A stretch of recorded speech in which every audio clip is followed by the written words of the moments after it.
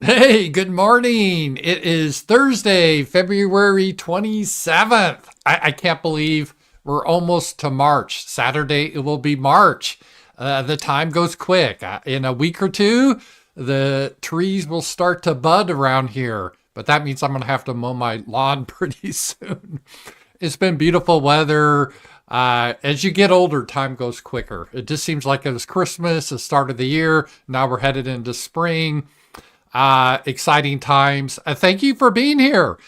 This is the RAMZPAUL show. We do this show Monday through Friday, and we stream on concurrently on X, YouTube, and Rumble. So thank you for those three platforms. Wherever you're watching me, be sure to like and subscribe and all that bit. I do the show every day, Monday through Thursday at 11.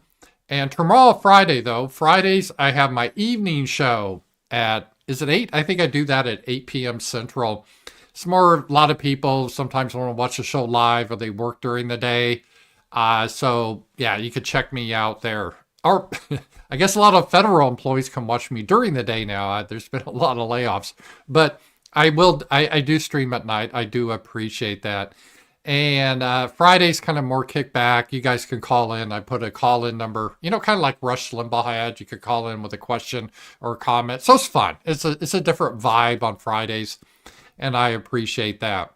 Last night we had a great show. Every week the show I think gets better. We have the Wednesday wrap up with the man, and I got so many response that people love the show. We did it about Nixon. It's a really interesting topic. It's still up live on YouTube and Rumble and on X, so check it out if you haven't watched it already. Z-Man's always fascinating, and it was fun doing the show. And we got a power chat at the very end of the show that I didn't get until the show ended, and it was Marco, and he said, have you seen the Oliver Stone movie Nixon, and what did you think of it? I have not seen that movie. I will ask Z-Man. So the next Wednesday show, because we missed your question, Marco, thank you very much for your support. I will ask him that before we start our new show. I'm not sure what we're going to talk about next week.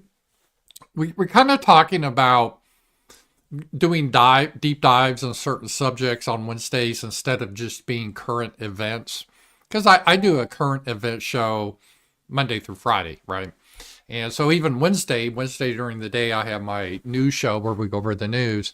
And so it doesn't really make sense to do that again on Wednesday night. It's a little redundant.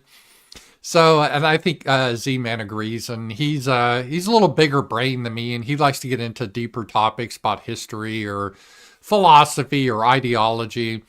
So if you guys have ideas, let us know. Maybe we'll dig into the history of communism and cultural Marxism and other things. So there's a lot of topics for us to discuss. We keep that show to an hour just because of time constraints, but it's a lot of fun. Thank you guys for watching that. And as always, if you haven't done so already, I always try to encourage people to sign up for my Substack. And just to make it easy for you, I'll put it here in the link so you guys can go over there and sign up. And there's no reason to not to sign up because everyone can sign up for free. And every Monday through Thursday, I put out an essay or a column. And it's a good app, Substack. It goes directly to your phone or your email. It's easy to use. It's very secure. It's robust. It's one of the biggest platforms out there. That's why I migrated from Gumroad. As of actually the end of this month, I'm officially off of Gumroad. I think I'll still have it up if some people still just want to donate to me via Gumroad. You're welcome to, but I'm not going to update Gumroad or Group app in a couple days. It's officially done. And all my focus is going to be on Substack and on X. I'm also on X. So if you do sign up and support me every month, I appreciate that.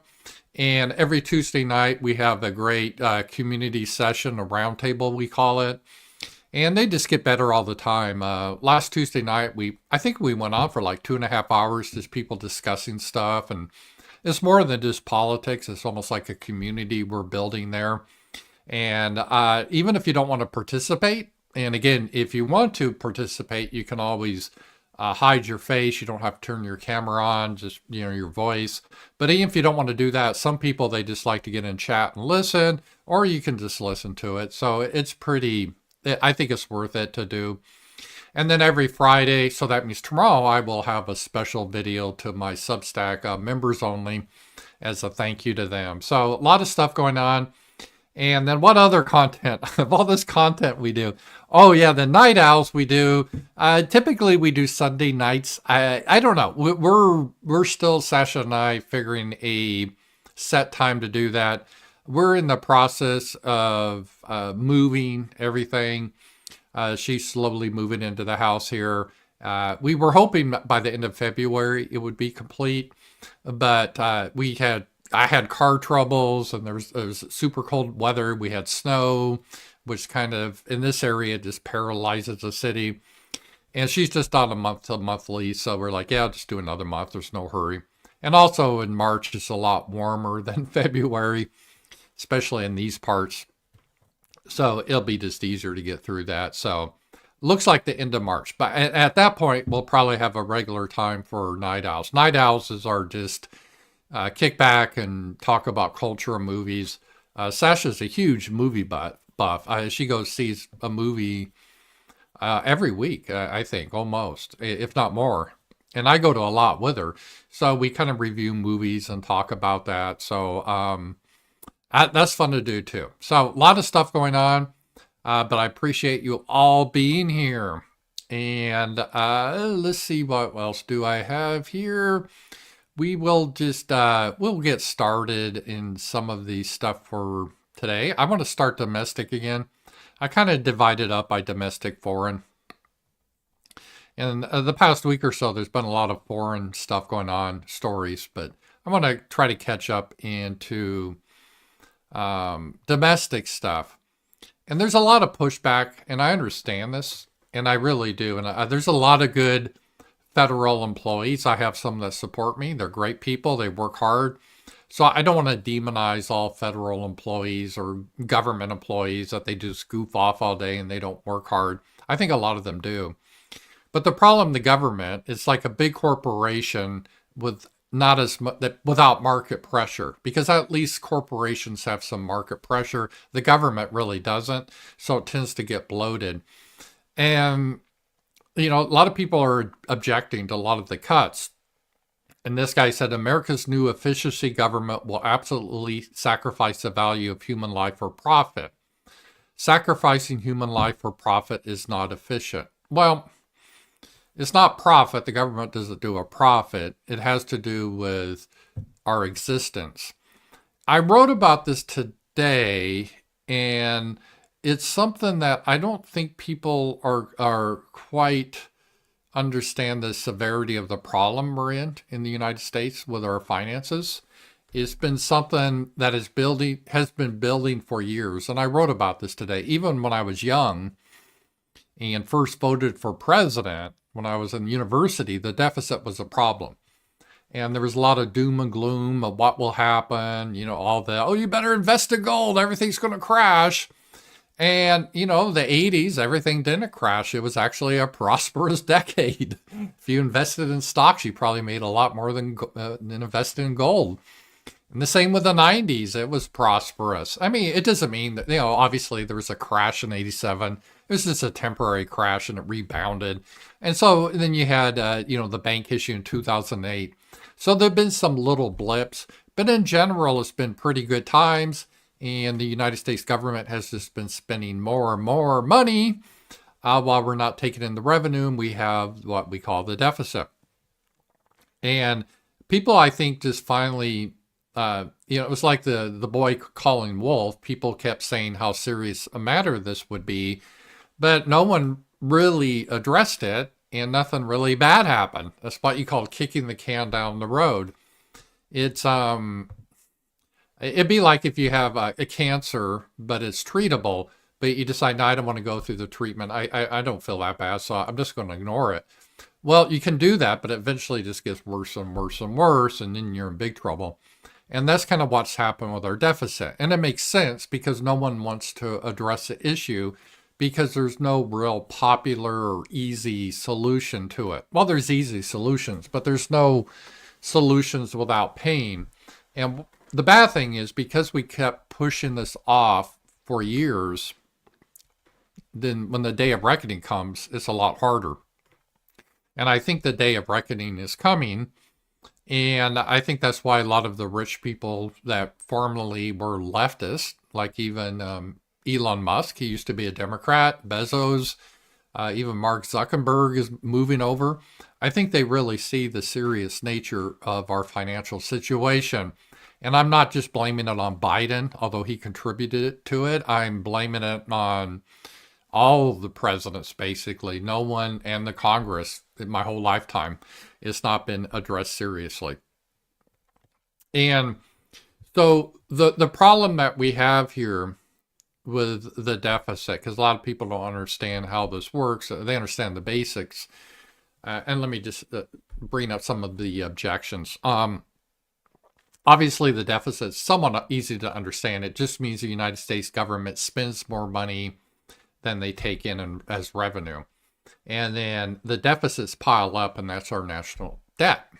So how do you spend more than you take in, right? That should be impossible. Well, you borrow it. That's how you do it. So the government borrows the money. And it's typically, there's a lot of complex ways it does it, but it's like through treasury bills.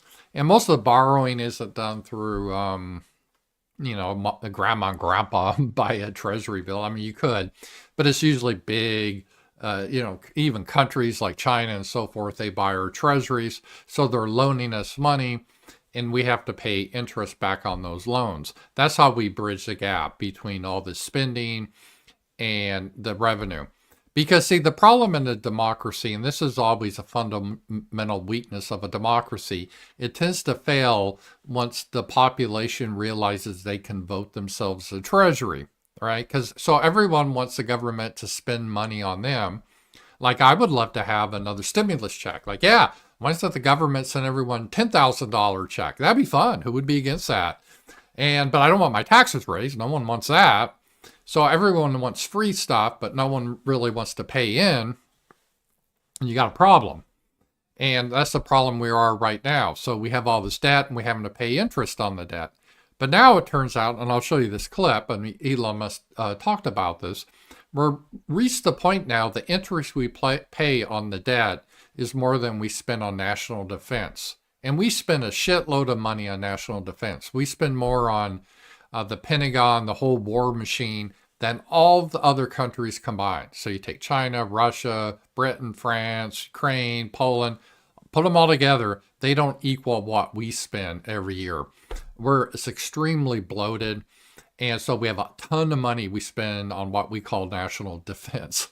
Very little of it is actually used for defending our country. Although, to be fair, that's changing now. Now we actually have some soldiers defending our country on the southern border. I know, wild. But it's just been bloated. And when you think national defense, I think the first thing that pops in your mind is some soldier with a rifle, and you're paying his salary and, the bullets. And it is partially that, but it's much bigger than that. It's a huge bureaucracy of people that never fight. And actually, the people that are on the frontline combat positions are extremely small for the whole industry. So this is a huge industry. But despite all the money we spend on that, almost $1 trillion a year? It's just crazy. We spend now more on the interest to our debt, and it keeps going up. And then pretty soon we won't be able to pay the interest on the debt because we won't be able to pay stuff like Social Security, Medicare, the Defense Department, all this. We just won't have the money. And I know a lot of people say, well, we'll just, we're big. We can just cancel the debt. Say, screw you, China, or whoever bought our treasury bills. You loaned us money, but we're not going to pay it back. What are you going to do about it? We got a big army. Okay, you can do that. You can do that. I'm not saying it's ethical, but you can do it. But then no one's going to loan you more money, right? People aren't going to loan you money if they know you're going to default on it. And people always bought treasuries because they thought the United States government was sound and would pay back their debts. It's a safe way to put your money. So if you have like a lot of cash, you understand this. even individuals, but especially corporations or countries, you just don't put your cash in a piggy bank or you don't put it in a checking account. You want to put it somewhere safe, get some interest, and those are like treasury bills. So that's kind of how it works. So if we're going to default on that, then no one's going to loan us money like China and so forth. So then what do we do? Well, we either do drastic cuts in the state, but that would throw millions of people out of work. And if you cut off welfare, the usual suspects that are, semi-savage will start freaking out and rioting because they rely on their food stamps and to have all their, illegitimate children. Or you could try to drastically raise taxes on everyone. But again, that would have a horrible effect on the economy because people have less money, so they won't go out to eat, spend, and that would just throw us in a depression. That'd be a disaster to raise the taxes drastically. But what else then if we don't borrow money? Well, you say print money. Well, we can directly print money, but that would create hyperinflation. You think your prices are bad now at the store. That'd be just, instead of going up just a few percent every year, it'd be like doubling, like every week. How would you like that? So you go to the store and it's $100 for a loaf of bread. Then a week later it's $500. That's happened in countries with hyperinflation. Recently, Zimbabwe, what used to be Rhodesia. I mean, people would have billion-dollar bills in their hands. I think they made trillion-dollar bills. Like, how much is that pack of cigarettes? $5 trillion. I mean, so it's just crazy. So that's what happens if you start to do direct printing. It just doesn't work. I mean, because it's got to balance out. So there's no good answers here, to be honest. And I think what is happening with Elon Musk and Doge, I know a lot of people, he's got some ulterior motive. Yeah, but why would he? He's the richest man in the world. It's not like he had to do this, right? He could have stayed out of all this, been the richest man in the world, bang all the girls he wants that are pretty and young, pay the child support and, just enjoy life as the richest guy in the world. How nice is that? But he decided to go in because I think he wants to do something to the country, help it. And he's shocked at the situation once he saw the books and how things are working. And things need to change drastically. And I don't know how you change it drastically unless you make a lot of cuts. And you got to figure out ways to generate revenue. And that's what's happening now. It's like a company that's in big trouble. They have huge expenses and they're not making the revenue. Well, you got to have layoffs. You got to try to open up new markets. It's tough. And I feel bad for a lot of the federal workers, but we just simply can't afford them. It's just that simple. We don't have the money. And there's no way to get the money, really, unless throw the country in depression. And that's why Trump is always looking at ways to generate revenue, maybe through tariffs or selling citizenship. You can be a citizen of the United States, that new gold plan card instead of a green card for $5 million. Now, to be fair, this isn't a new program. There was an old program that did the exact same thing, but it was $1 million. But now he's raised it to $5 million and made a new name for it. So, and getting the mineral rights to Ukraine. And, Trump's looking for every way for us to try to raise money, which I think is huge right now. So part of the issue that we have in America is we just don't have the money for a lot of these endeavors. Like fighting wars around the world, we just don't have the finance to do that anymore. So forget the morality.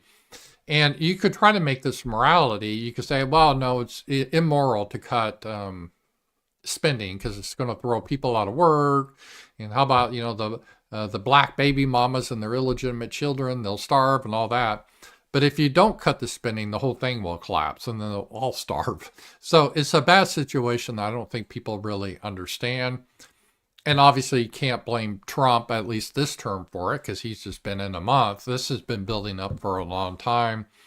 And you can protest all you want about it, but this is just the reality of the system. And I think we saw here, let me just see if I bring this up. Elon Musk talked a little bit about this. And I think he's pretty accurate about the severity of the situation. I don't think people most realize how serious the situation is. Elon Musk, please say a few words. Okay, Thank you, Elon. Thank you, Mr. President. I actually just call myself a humble tech support here because this is actually, as crazy as it sounds, that is almost a literal description of the work that the Doge team is doing, is helping fix the government computer systems. Many of these systems are extremely old. They don't communicate. There are a lot of mistakes in the systems. The software doesn't work. So we are actually tech support. It's ironic, but it's true.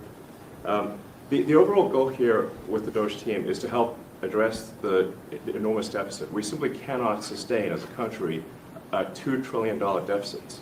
The interest rates, just the interest on the national debt, now exceeds the Defense Department spending. That's a huge amount that we're paying basically to China and people pay that hold these bills, treasury bills. It's incredible, and it's keeping going up. It's not sustainable. We spend a lot on the Defense Department, but we're spending over $1 trillion on interest. If this continues, the country will become de facto bankrupt. It's not an optional thing, it is an essential thing. That's the reason I'm here. And taking a lot of flack, and getting a lot of death threats, by the way. I'm gonna stack them up, you know. But if we don't do this, America will go bankrupt. That's why it has to be done. And I'm confident at this point, knock on wood, you know, knock on my wooden head, there's got a lot of wood up there, that we can actually find $1 trillion in savings. That would be roughly 15% of the $7 trillion budget. And obviously that can only be done with the support of everyone in this room. And I'd like to thank everyone for your support. Thank you very much. This can only be done with your support. So it's really, Doge is a support function for the president and for the agencies and departments to help achieve those savings. Yeah, and this is the key. A lot of people say, well, who elected Elon Musk? But you elected Donald Trump, and Donald Trump was able to pick his staff. This is very similar. Let's say if a company's failing and new ownership comes in and they hire a consultant to look at everything and see what they can do. You know, where are the problems? Why isn't it running properly? You could say, well, this consultant, he's not the owner. No, but the owner hired him to do it. And the owner still makes the decisions. But he has the consultant to look into this. And that's what Donald Trump has done. And I think this has been very effective. He's got a lot of people that don't have the baggage of government, that are smart. You know, they're not all about DEI. So he's got a lot of smart young guys really looking what's happening here and just seeing the craziness that has gone on in the government, the lack of accountability, the waste of money. And again, a lot of government workers are really good people. They work hard. Some of them have necessary jobs. But I said, and I stand by this, we have about 3 million government workers. The average salary, one of the politicians said, and I looked up Grok, and it claims it's true, is $106,000. Now, that doesn't mean everyone makes $106,000, but that's the average government salary, federal worker, which is way high, in my opinion. So there's a lot of, I think, dead weight in there. And in a corporation like this, you have the 80-20 rule, which I have found in my business to be accurate, which means 20% of the people are really doing 80% of the work. So if you just have those 20% of the people, they're the ones that carry everything. And you could probably, in the government, it'd be very difficult to do, cut 80% of the federal workers, and the government would run fine. Probably better. You remember Elon Musk did that with Twitter. He bought Twitter, and it was near bankruptcy. Similar situation to America when he bought it. And he's like, we got to have drastic cuts. And if you remember, before Elon bought Twitter, girl bosses, little girls that were working at Twitter, they were posting their videos about their typical day at Twitter. where they would, saute in late, and then they'd have meditation time, and then they would go to some goofy meeting, and then they'd have their little break time with all their free food they got that Twitter provided, and then it was time for go to the game room. It was just like camp. It wasn't like a real job. It's like make work. A lot of work out there is just make work. Right? And I'm sure they think they work hard, but they sit in front of the computer, laptop, make some PowerPoint presentations, go gossip a little, have a meeting. And it was just crazy. And Elon Musk saw that and eliminated those positions. And I think that needs to happen in the government, but it's very difficult to do that. And it's hard because there's good people that are let go. I get it. You don't want to see people laid off or cut. I worked in the corporate world starting about the year 2000 or 2001. Every year, I think there was they called different names, reduction in force, a RIF, or layoffs, or restructuring, or right sizing.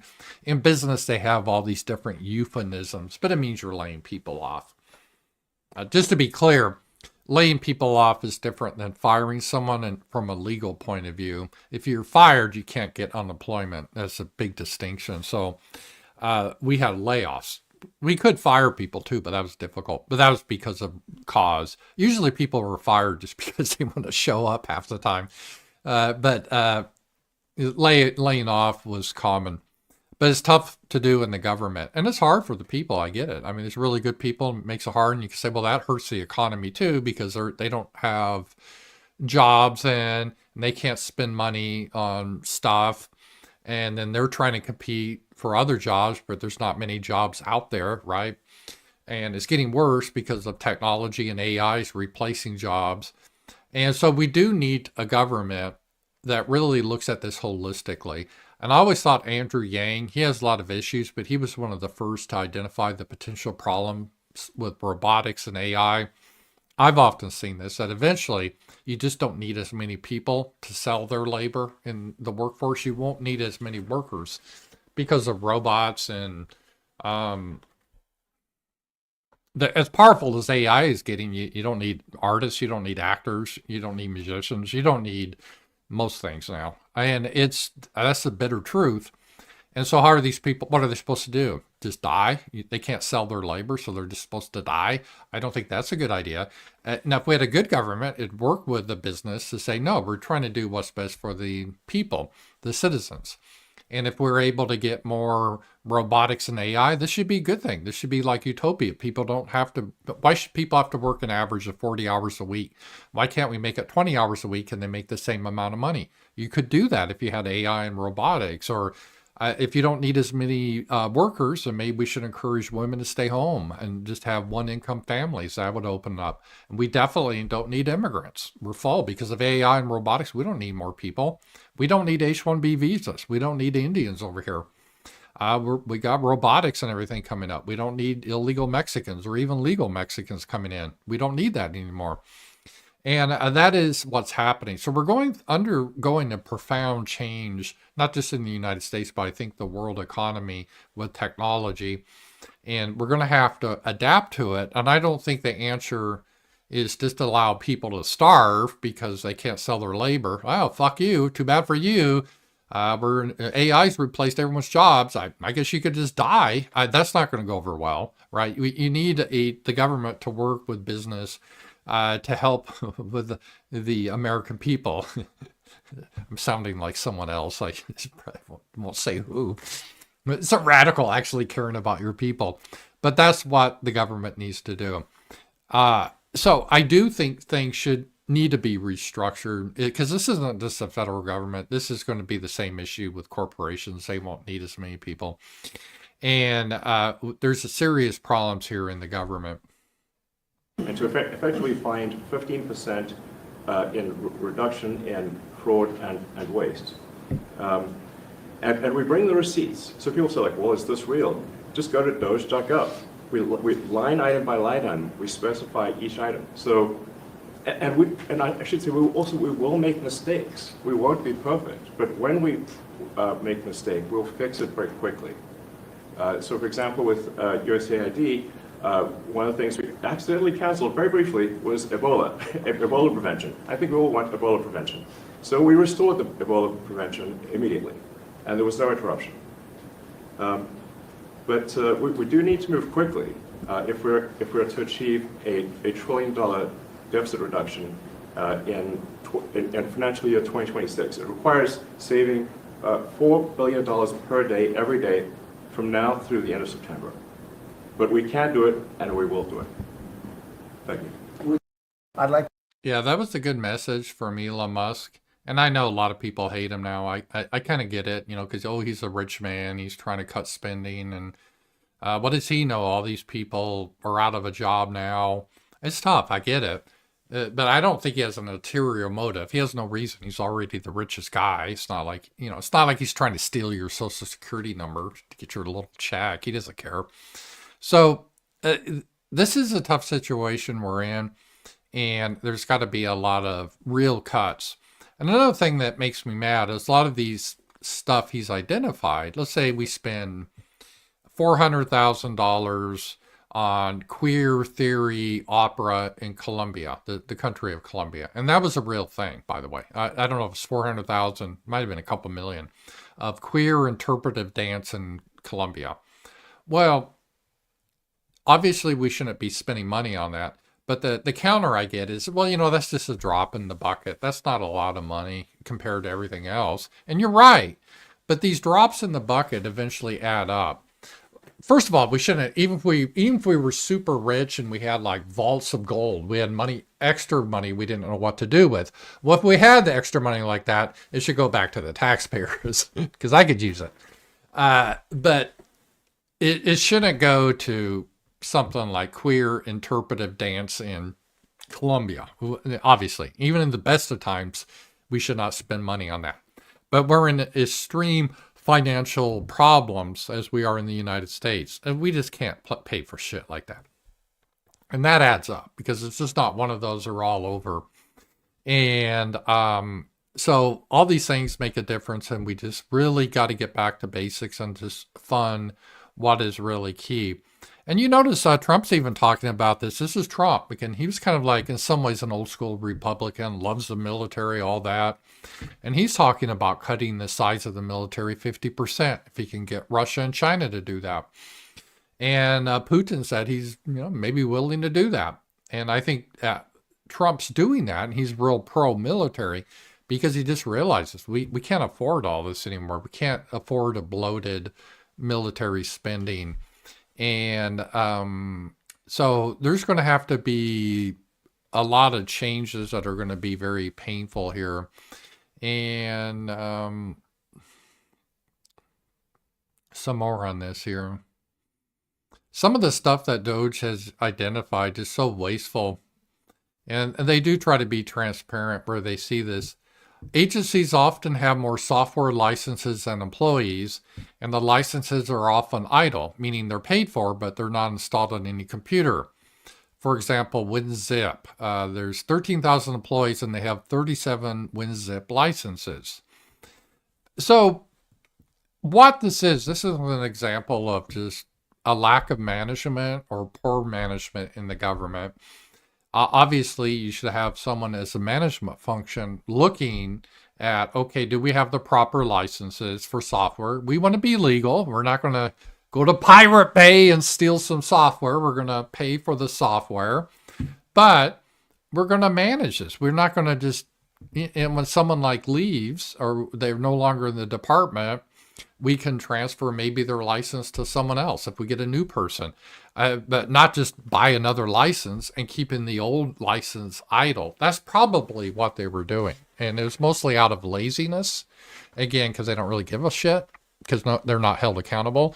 So if someone left, they were just, oh, okay, we'll just buy a new license. Because it's not us, it's the taxpayers buying it, so what the hell?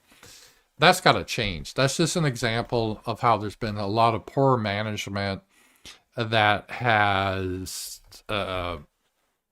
really devastated, I think, the government and the spending, and it needs to we need to get beyond that. And there's a lot of stuff that's happening that's in our infrastructure is in really poor shape. And Elon Musk has identified a lot of this too. Here it is. To be clear here, the Verizon communication to air traffic control is breaking down very rapidly. And I don't know what, if Verizon is this part of their DEI initiative, so they have people in place that don't know how to run these systems, but they look good because they're black or they're gay. I don't know. The FAA assessment is single-digit months to catastrophic failure and putting all travelers' safety at serious risk. The Starlink terminals are being sent at no cost to the taxpayer on an emergency basis to restore air traffic control connectivity. The situation is extremely dire. So our air traffic control system is very antiquated. It was made by white guys in the 60s and 70s, very intelligent people. But because of the bureaucracy and the push for girl bosses and people of color that aren't necessarily qualified, they haven't been able to update these systems. And now the systems are slowly breaking. And there's a price for that. So there's a lot of problems there that need to be addressed. And guys, thank you for being here. And again, if you want to interact with the show, I really do appreciate it. I don't get the USAID money, that's for sure. There's Powerchats and that you can, on the link below, there's Super Chats on YouTube, and Rumble has rants. And Stream Elements has a feature too. You can give a tip, and I get that right away, have that open. So thank you for all your support, helps the show.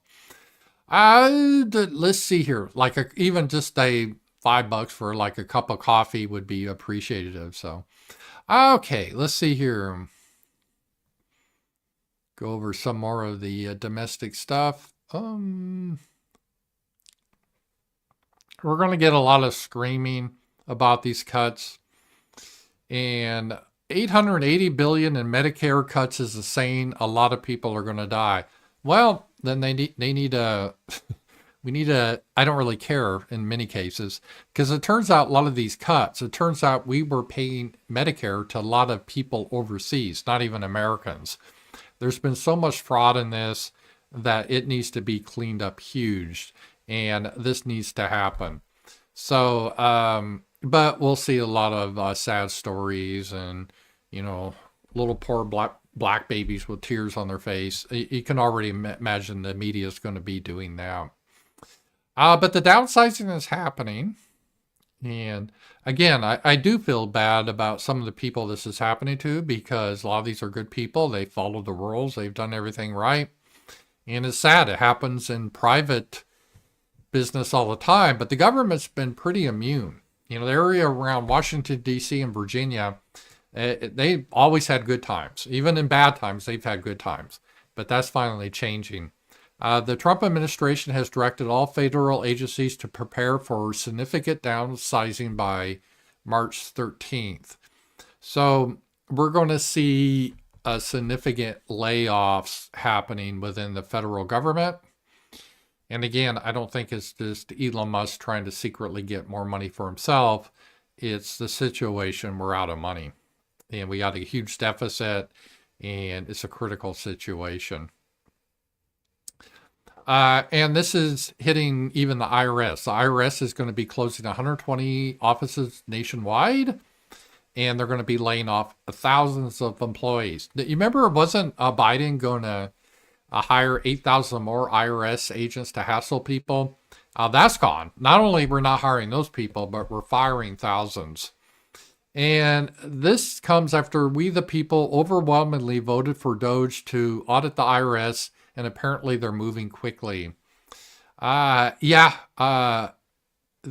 ideally it'd be nice to eliminate the IRS, but we'll have to see how that happens. I know that would be probably the best goal for that to happen. So that is happening there. All right, we'll talk a little bit about the Medicaid stuff, and a lot of this, let's just listen to this and I'll give you my input here. This is the Speaker of the House, Mike Johnson. And just so you know the difference, you guys probably do, but it's easy to get confused between Medicare and Medicaid. Medicare is for people over the age of 65. It wasn't designed really as a welfare program. It's an insurance program that when you work your whole life, like I have, over 40 years, in your taxes, part of your money goes to Social Security, which is like a savings program that you supposedly get once you retire. And that system, if just left alone, runs out of surplus because it's kind of a scam because people put into the Social Security their whole life, they retire, and then maybe they collect a year or two, then they die. And then so they don't take out, they put way more in over the years than they take out. Medicare is a similar situation where you put your money in and your payroll checks, and part of it goes to Medicare, where when you get older, it provides some basic insurance for you as an old person. It's not 100%. And I know my parents they're gone now, but they had, you have to almost always have supplemental insurance because Medicare is not the greatest insurance, but it's something, right?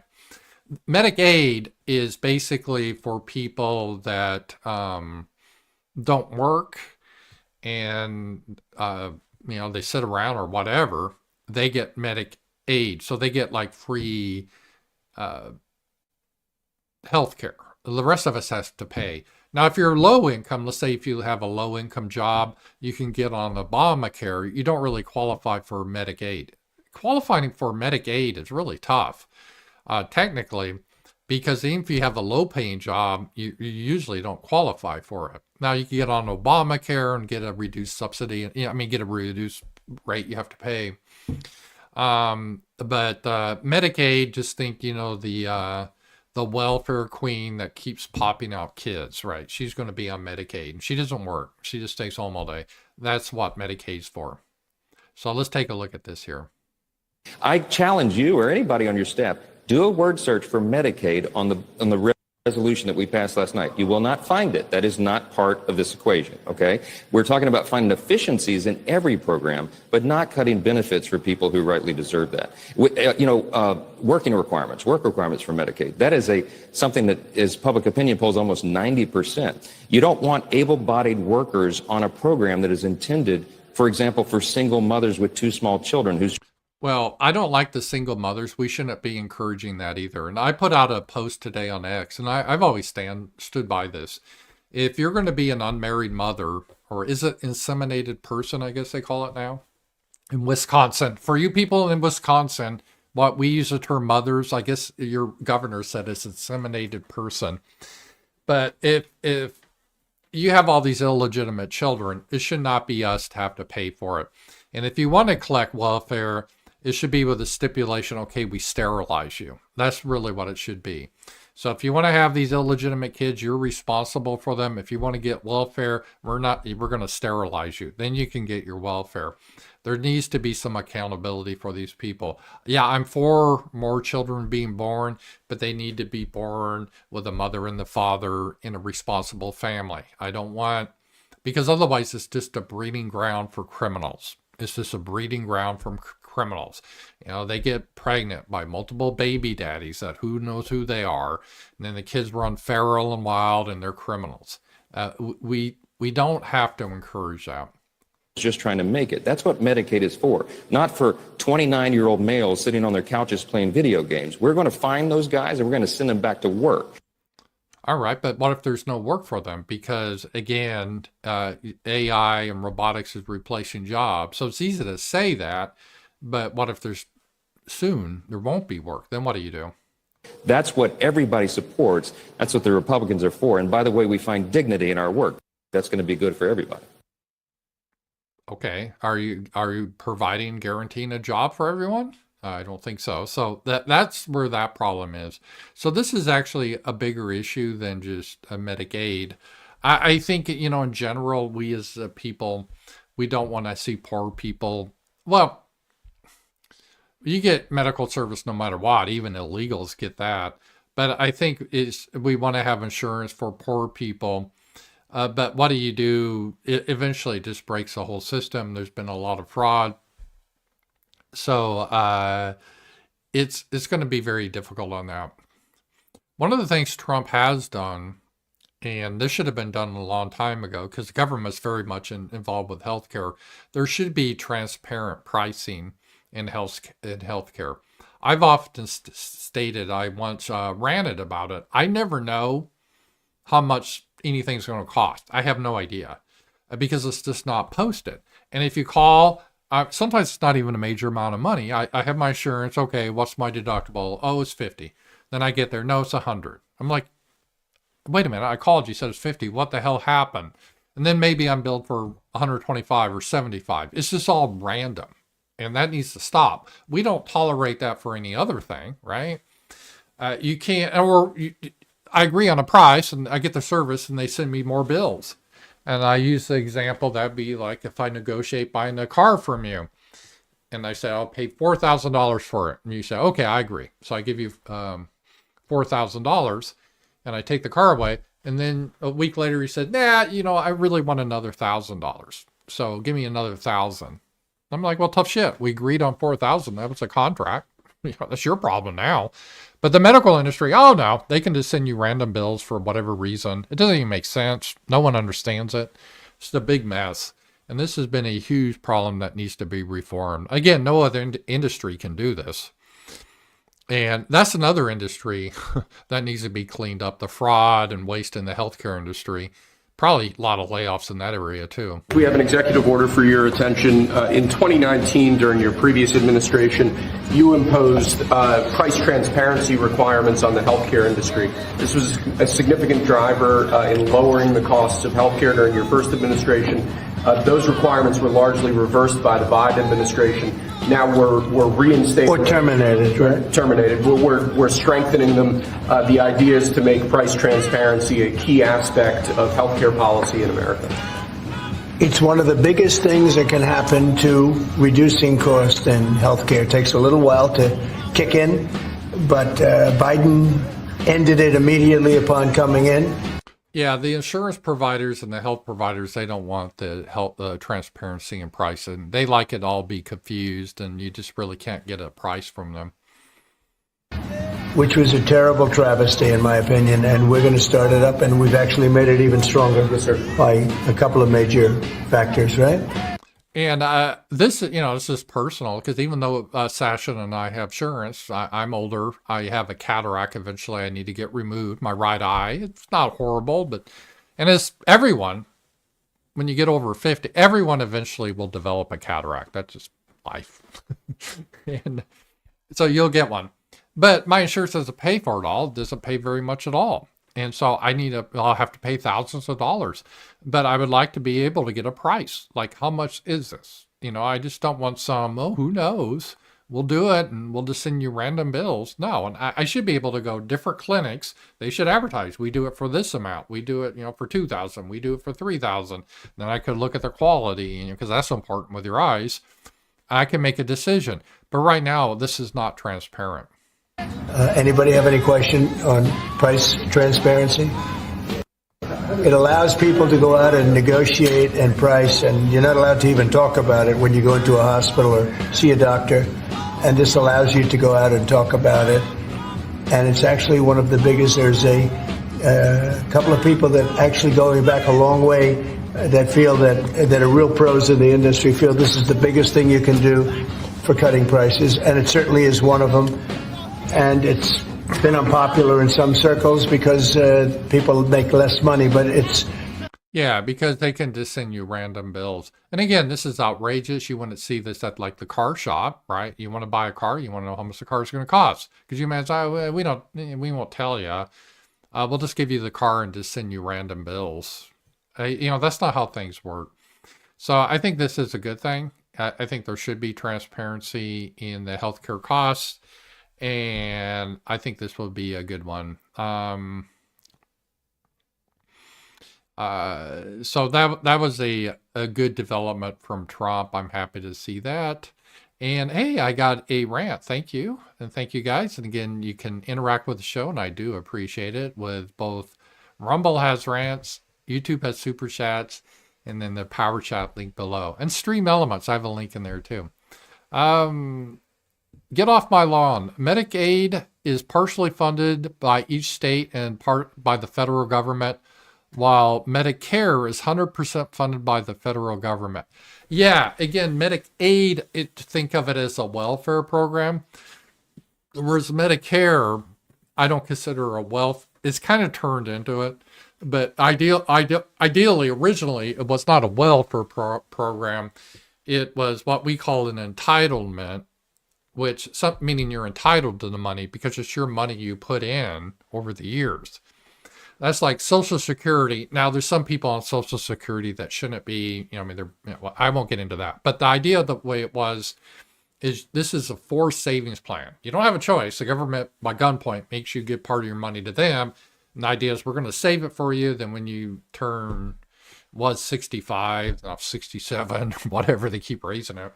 We will, which by the way is breaking the rule of the contract, but they do it. We will, you get some of the money back. And, okay, I don't necessarily like that. I'd rather I'd have millions if I invested it on my own, but they took it from me. I had no choice. That's my money. It's not their money. And so that is the case with Social Security, and even Medicare is that way too, because you put in your money for your insurance when you're old. Whereas Medicaid, and that is great. Thank you, Get Off My Lawn, for clarifying that. The states also get involved with that. And that's where you think of the welfare queen that's pumping out children and you're having to pay for their health care.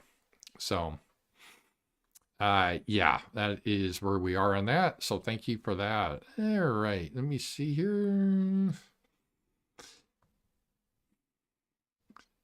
This was kind of funny. Let me bring this up. I'm going to close some of my tabs here.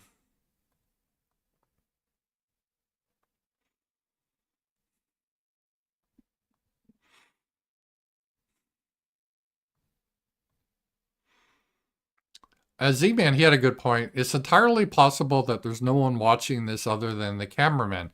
I have seen this happen a few times. Reps with more clout get to bring in extra help to clap for them. Backbenchers like this old woman have to pretend there's an audience. So, yeah. Mr. Musk has just been here 22 years, and he's a citizen of 3 countries. I always ask myself the question, with the damage he's doing here, when push comes to shove, which country is he loyalty to? Are we going to use that standard for some other people? Are we going to use that standard for other dual citizens? South Africa, Canada, or the United States? And he's only been a citizen, I'll say again, 22 years. Interesting point. Interesting point she has. Yeah, but it is, she's doing that and there's no one there. She's just doing a address to no one. It's for the cameras. But it's kind of funny. They get kind of, if you want to go down that road, just because he's been a citizen 22 years, he may have dual loyalties. Boy, I could bring up some other people for that one. That you're not supposed to do that. So it's kind of funny how they did that. We do got some more potential good news coming on the Supreme Court for white people. This is finally good news, and I'm excited to see this. The Supreme Court appears ready to strike down the higher standard that straight people and white people have to prove that they're being discriminated against at work. A level playing field appears imminent. Companies better start trashing their DEI quickly. And what this is, a lot of people have known, is if you're discriminated against at work, so let's say you're the most qualified, but no, we're not going to hire you, for example, for the position because you're white. That's the reason. You have a higher standard to try to prove it than if you're black. And they're getting rid of that discrepancy. And in effect, that would eliminate a lot of the affirmative action and DEI stuff, because companies would be at risk then that you guys could sue. If you're passed over and there's evidence they're just passing you over because you're white or you're not homosexual, you would have a right to sue. And that would be a very good thing that was happening. Let's see here. We get through some more domestic stuff. A lot of stuff is happening.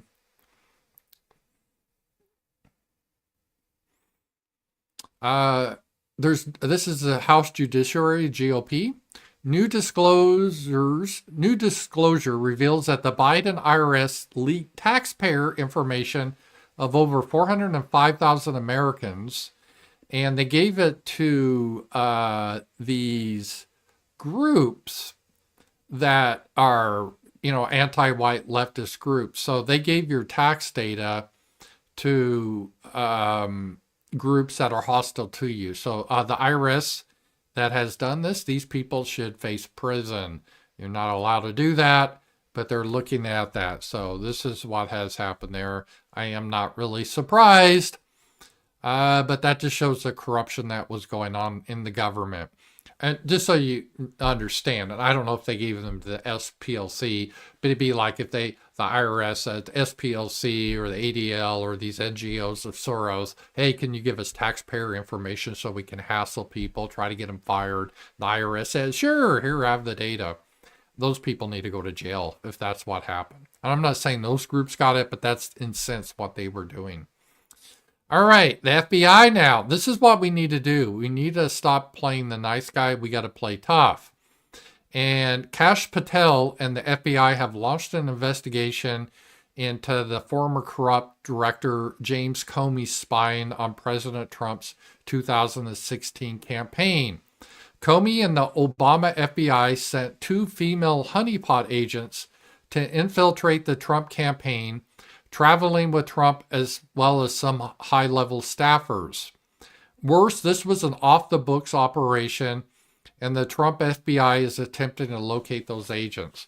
So this is, the FBI, they hired girls, probably with big tits that look nice, to go in and try to spy on President Trump and dig dirt, maybe try to frame him. This is the dirty tricks that we don't pay the FBI to do this. They did this in the 60s and 70s, FBI, and there was supposed to be reform. It was a church commission. The FBI now has been doing these dirty tactics. We're supposed to live in a democracy. We don't need the FBI to try to put informants in and dig dirt up on people to derail people that they don't like. So they weren't doing this to the Democrat. They weren't doing this to Hillary or Joe Biden. They were doing this to Trump because they didn't want Trump to be president. And they knew this was wrong, and I guess they have evidence that they were doing this off the books to try to hide it. And Comey needs to face a long time in prison. If this is true, these allegations are true, FBI agents are not above the law. They have to follow the law. We're in a democracy. We got to end the practice in general of the FBI targeting people just because of their politics. Now, if you think they're a real criminal organization and you get a valid warrant, that's one thing. But even then, the FBI shouldn't be trying to create things like they did in Michigan with that COVID group they created, trying to ensnare people in some wacky idea of kidnapping the government. That was just the FBI plot. The FBI does this a lot. I know, but so-called white nationalists over the past 4 years, this has been a big thing they've tried to do. They've had a lot of trouble because there's not, in the left's mind, like the whole South is just full of the KKK. But the truth is there is no such thing. It hasn't existed in 40 years. But in their imagination, it still exists.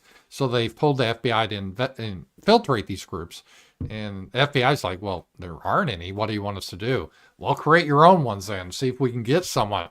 We got to stop that practice. And we got to hold these people accountable. So hopefully Comey will be going to prison for his crimes. That is not a good thing here. Marjorie Taylor Greene kind of got some flack for this. This talking about federal employees, but let's put this into context.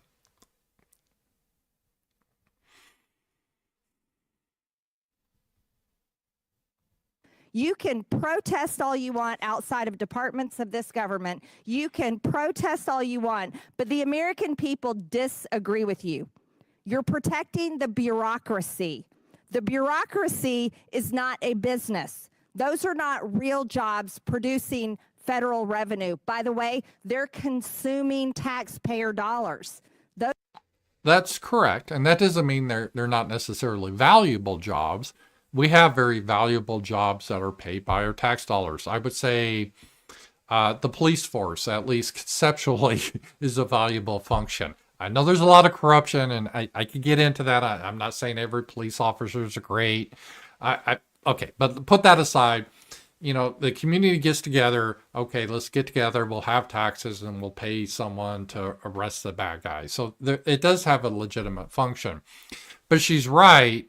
It's kind of a secondary function. They exist because of people that are actually creating productive things. The government doesn't create productive things, but they can provide a necessary service, but they are not the prime movers. Those jobs are paid for by the American tax people who work real jobs, earn real income, pay federal taxes, and then pay these federal employees. Federal employees do not deserve their jobs. Federal employees do not deserve their paychecks. And these are jobs that can be fired at will. When she says deserve, I think what she was trying to really say is entitled. So these are jobs that you're not entitled to. They are based on the agreement of the American public that we need these positions.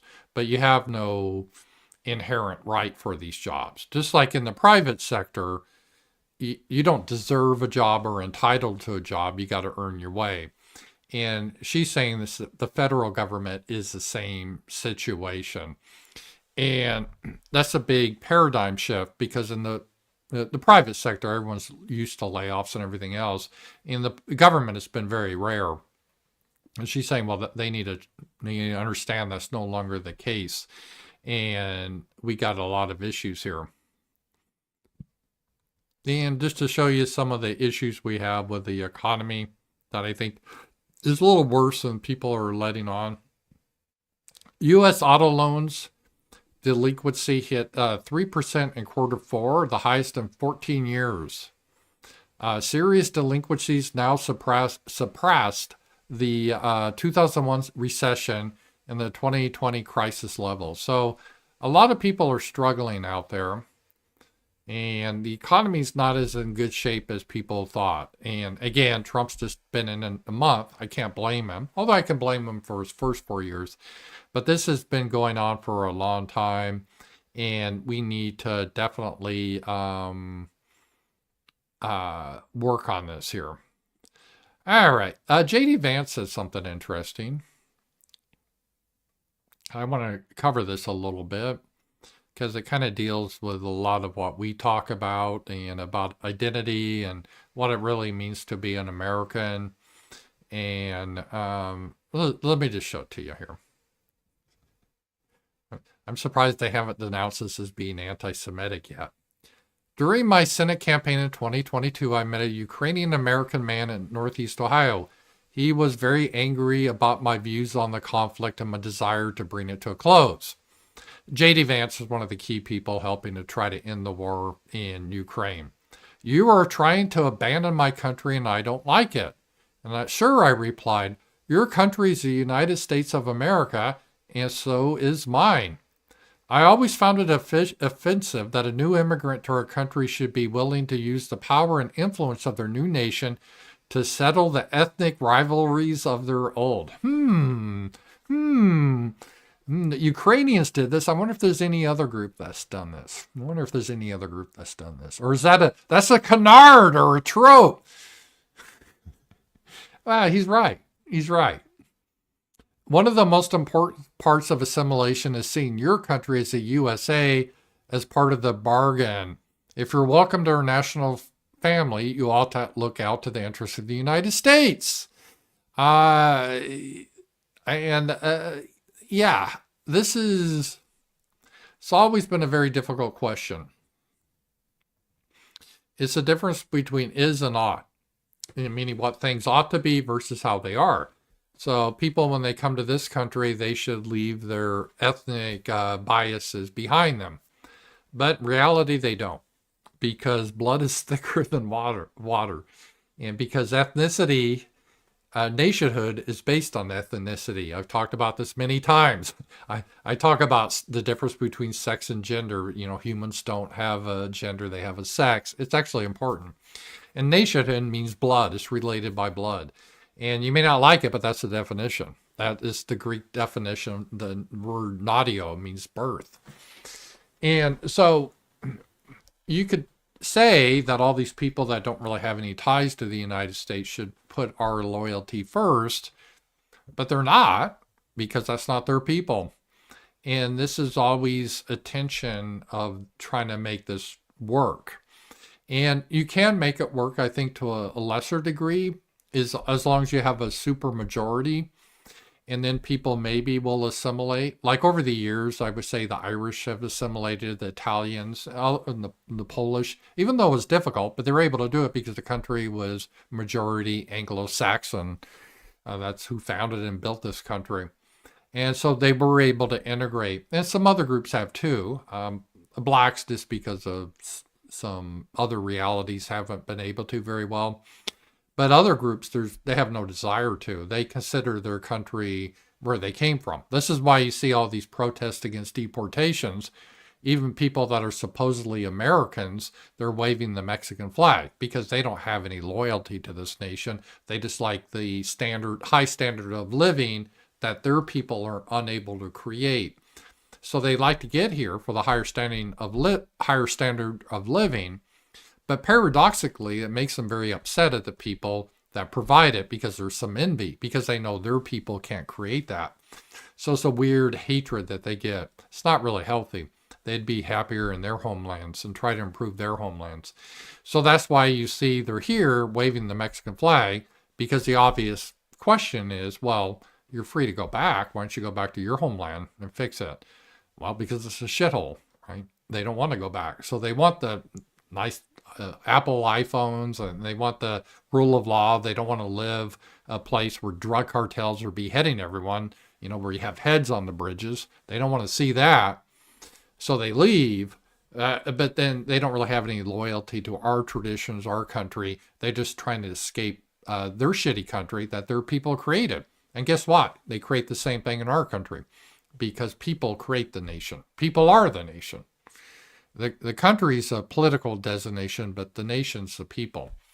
So a lot of people on the Republican Party, or conservatives in general, this has been one of the hardest things for them to get their head around because of the taboos behind it.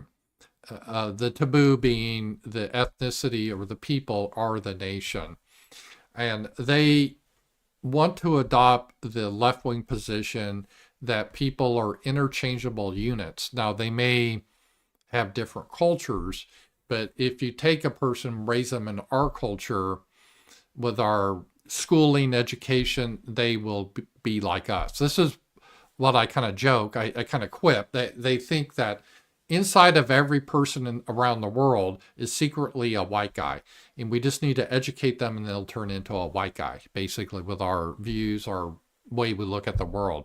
And I think that's fundamentally wrong premise. So this is why they think that if you can bring anyone into the country, you can make them like us. And we see that's not the case. I mean, sometimes that works, but those are the exceptions. That's not the norm.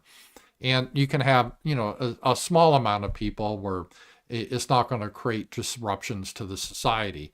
I can move to, let's say, Japan, become a Japanese citizen, and I'm not going to just myself disrupt the society. But if millions of me did, that would disrupt the society. And they have troubles around that because they believe a false premise. They have a false premise that all people are equal. Now, they wouldn't think all people on an individual basis are equal. They would say, oh yeah, some people are smarter or dumber than others, or stronger or weaker. Yeah, that's true. We'll believe that. But they can't believe that among different ethnic groups. They'll start to go all crazy and say, oh, but everyone bleeds red, as like that's an argument. But there are differences with ethnic groups.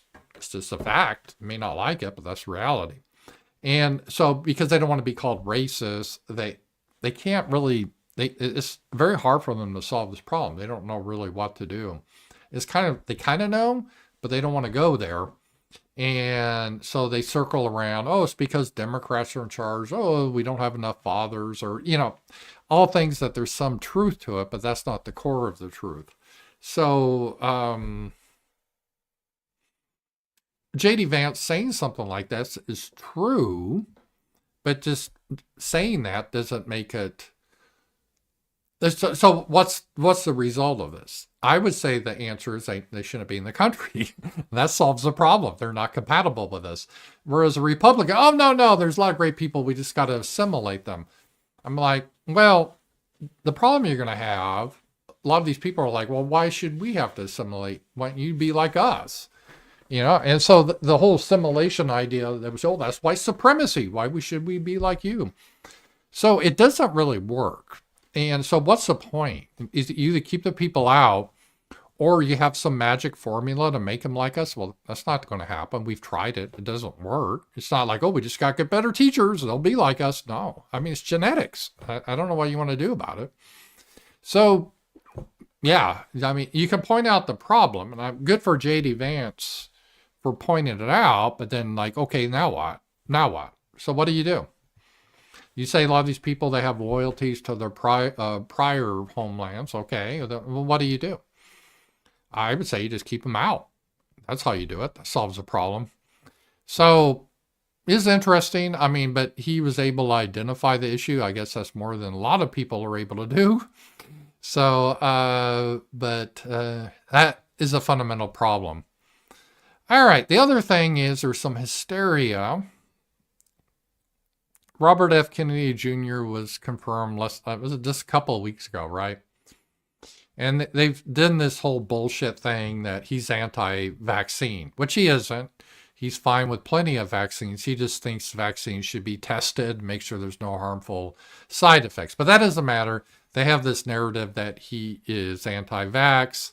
And so as part of this, and I got a super chat. Thank you. I'll get to it just right after this. There was a measles outbreak, right? There's a couple of measles that they didn't say, but they're probably like illegals or Mexicans that came over. And so they're trying to blame RFK for this. And let me just see if I got this here. No, here we go. Let me just close this. Got the wrong one. Let me bring this up. Here we go.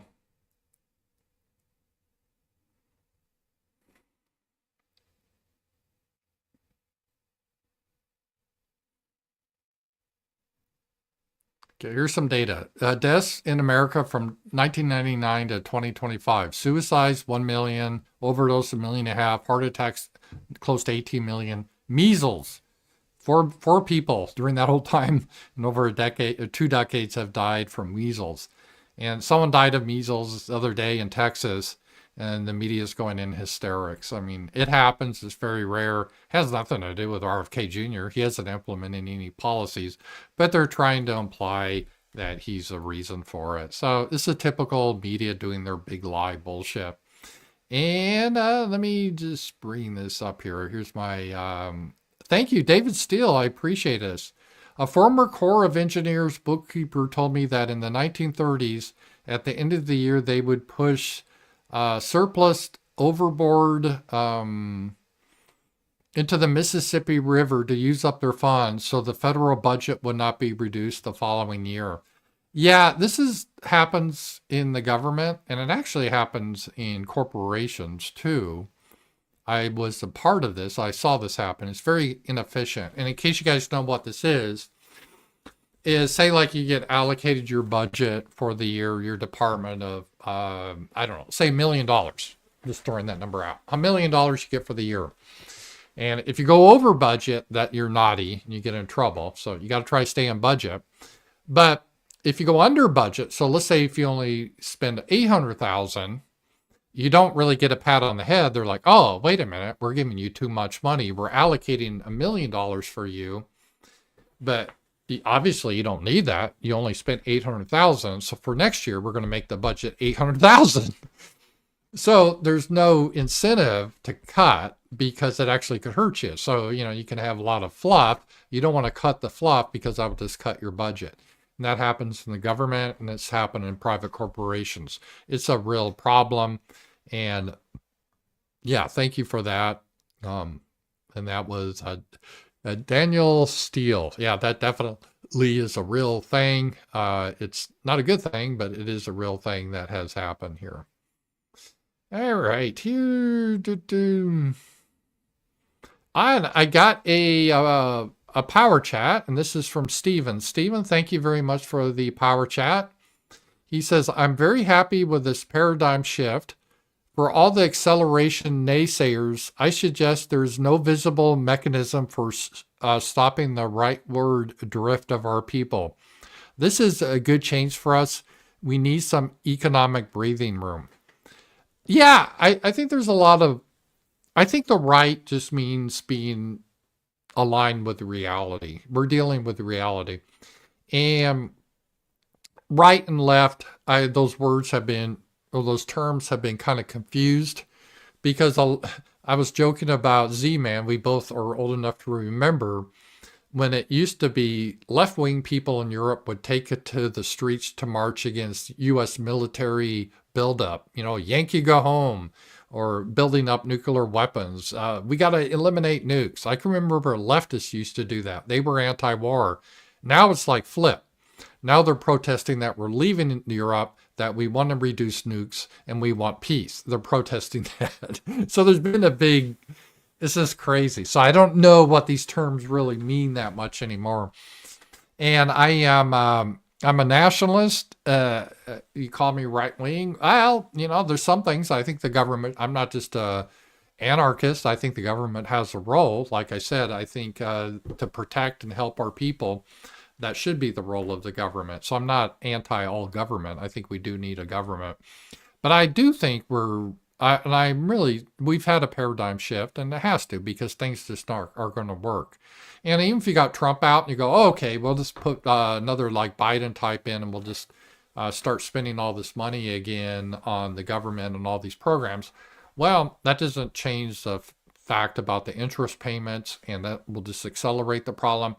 And then eventually we're no longer going to be able to pay our debt, at which point people won't we won't be able to get or sell our debt unless we sell it to a high interest rate. And why would people loan you money if they're not going to be paid back? And then things are going to break hard. So there's no magic wand. Yeah. So I am positive too on a lot of this stuff, but we are going through a kind of an economic reset, I think, right now. It's just how can we get through it so it's not as painful. But the next couple of years could be a kind of a rough time. That is definitely the situation. Let's see here.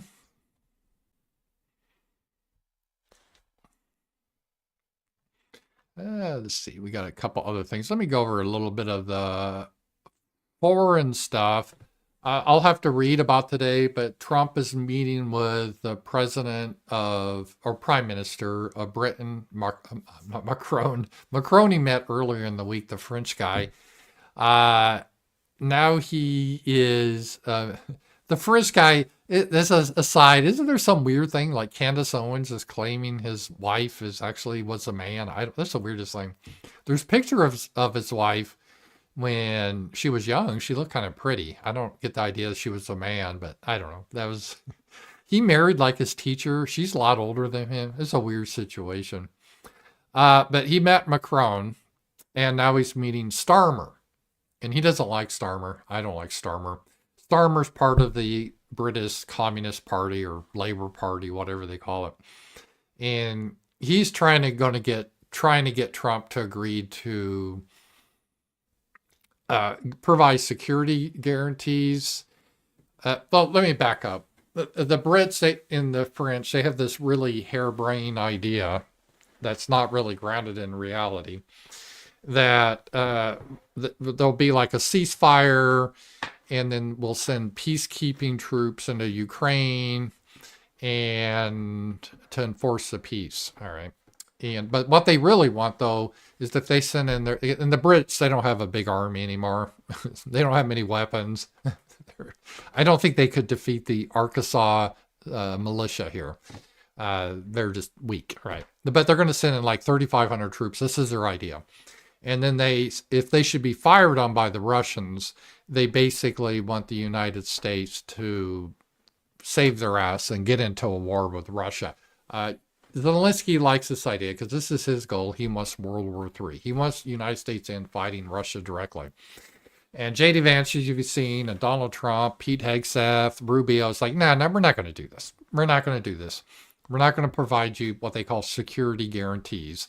So if you want to go into Ukraine and fight with the Russians, I guess have fun. That's not our business. It's not covered under NATO Article 5.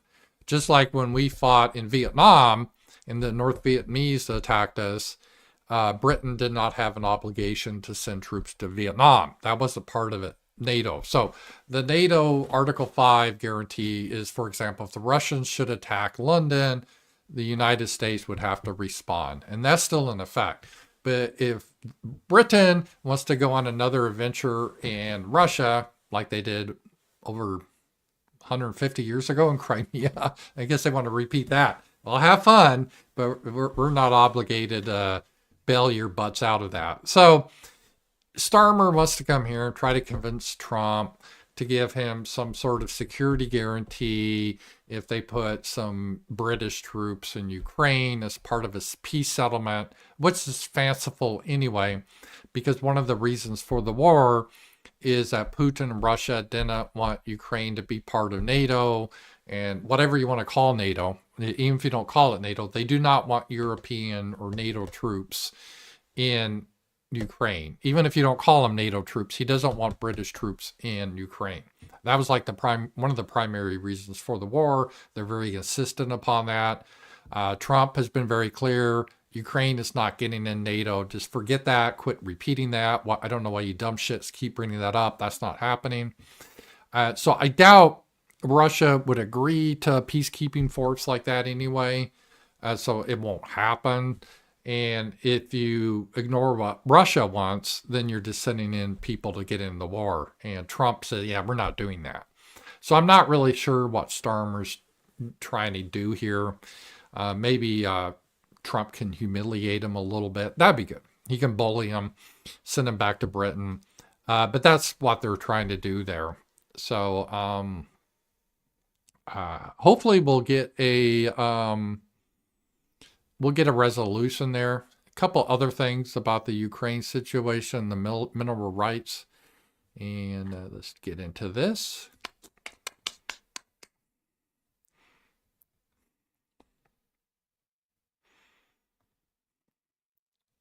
Mineral deal sorted. President Zelensky's coming on Friday to meet with you, and is the mineral deal... That'd be an awkward meeting, because Trump's already called him a little dictator. Sorted out. Yeah, I hear that. I hear that he's coming on Friday. So I love how he phrases it. Yeah, I heard he's coming. I don't know why, but he's coming. It's just really dismissive of Zelensky. certainly it's okay with me if you'd like to. And But Trump's like, yeah, if he wants to meet me, yeah, whatever. So it's not like Trump has asked to meet Zelensky. he would like to sign it together with me, and I understand that's a big deal. We'll see. We'll see.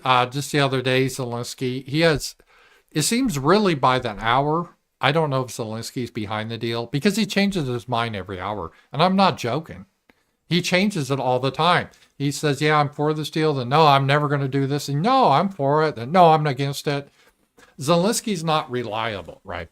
So first of all, I don't take this deal seriously because Zelensky's a habitual liar. He will not, even if he agrees to the deal and signs a document, the next day he will just ignore it. He doesn't really care. So it's kind of ridiculous. A big deal. And I think the American people, even if you look at polling, they're very happy because, Biden was throwing money around like it's cotton candy. And it's a very big deal. Look, it could be $1 trillion deal. It could be whatever, but it's rare earths and other things. And look, we're spending hundreds of billions of dollars on Ukraine and Russia fighting a war that should have never, ever happened. That's a war that would have never happened if I were president. And it didn't happen for 4 years. People say, how do we know that it didn't happen for 4 years? Would have never happened.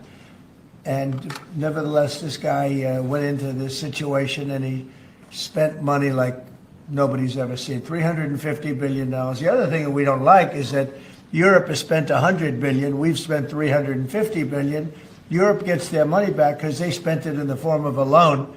And we just gave them, whether it's 300 or 350 billion, nobody really knows. They can't even tell me the answer to that. It means probably more than that. Yeah, he's probably right. We don't even know how much we gave him. There's been poor accounting. And, well, Zelensky's not going to pay back the Europeans either. I mean, the money's gone. I mean, a lot of it's been probably embezzled. Even Zelensky said he didn't know where half of it went, which isn't a good answer.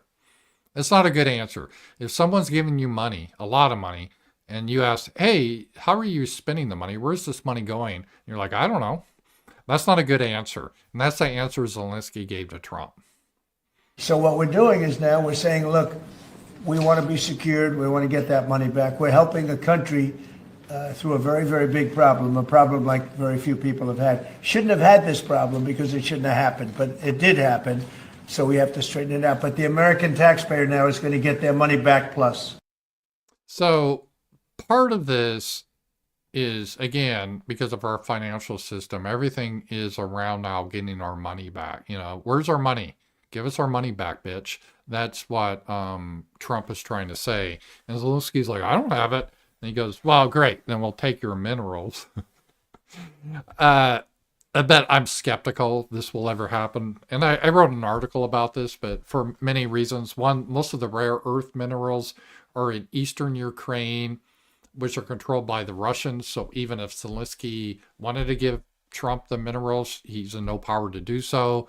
Russia has made it clear they're not going to give back those territories. They consider them part of Russia because they had the people vote in a referendum and they voted to be part of Russia.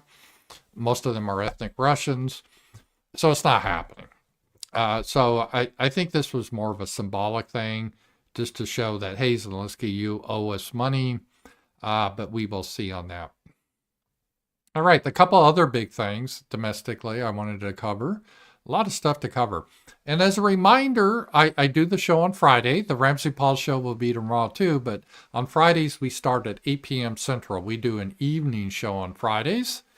So I hope you join me tomorrow evening for the RAMZPAUL show. That's a great way to end up the week. Trump, he's put, looks like on March 4th, he will, or maybe it's going to be in April, but there's going to be a March 4th will go in as a deed with Canada and China and Mexico. Because remember Canada and Mexico, they were going to get tariffs, but Trump said, okay, well, I'll pause it, but you got to do something about the flow of drugs coming in and illegals. Well, we're not getting any more illegals from Mexico. I don't know about Canada. But Trump claims the drugs are still coming in. So there's going to be the tariff on. I don't know if that's the real reason or if he just wants extra revenue, because tariffs are like a tax these countries have to pay, and it'll give the United States more revenue. And it's just not Mexico and Canada. It is also the EU. Let me just show you this. And this is part of what's caused crypto to crash and a lot of the stocks to be down. President Trump announced a 25% tariffs on the EU. And a lot of this isn't, just Trump doing this in the vacuum. A lot of these countries had tariffs on our products. And Trump said, well, if you're going to have tariffs on our products, we're going to put tariffs back on you. So again, the goal is to encourage industry to relocate in the United States. If you don't want to pay the tariff, have your factories here in the United States, so it creates jobs here. That's the goal. But right now, it could create some big hardship for some of these countries. And Trump is not a big fan of the EU, and we'll see his statements here. And Trump, this is one of the most accessible presidents. He's just been every day talking to the media. To screw the United States. Unlike Biden, he's senile. He rarely talked to the press. But here's Trump talking about the EU. European Union's it was formed in order to screw the United States. I mean, look, let's be honest. The European Union was formed in order to screw the United States. That's the purpose of it. And they've done a good job of it, but now I'm president. What will happen if these countries or the EU retaliate? They can't. I mean, they can try, but they can't. China did. They are imposed pledging to, tariffs sir. that are What he's saying why they can't retaliate, because the EU, he's saying, was created, and the EU put tariffs on American products, and we didn't respond in kind. And now Trump is saying, we're tired of being screwed by these people. We'll just put tariffs on them then. And because EU, they put tariffs on because they want to develop their industry. And Trump said, well, we'll do the same. So I think I support this, but in the short term, it is bad for the markets. But it's something I think that needs to be done to try to get industry back in the United States. And we're going to wrap up here. It's been a really fun. Thank you all for your support. And as a reminder, tomorrow we have the RAMZPAUL show at 8 p.m. So it'd be in the evening. And if you're a Substack supporter, I hope to have a video out tomorrow morning for you guys. Get working on that. So a lot of stuff happening. I hope you guys have a great day. And tomorrow is Friday. I'm looking forward to that. Thank you all for being here. Talk to you guys later.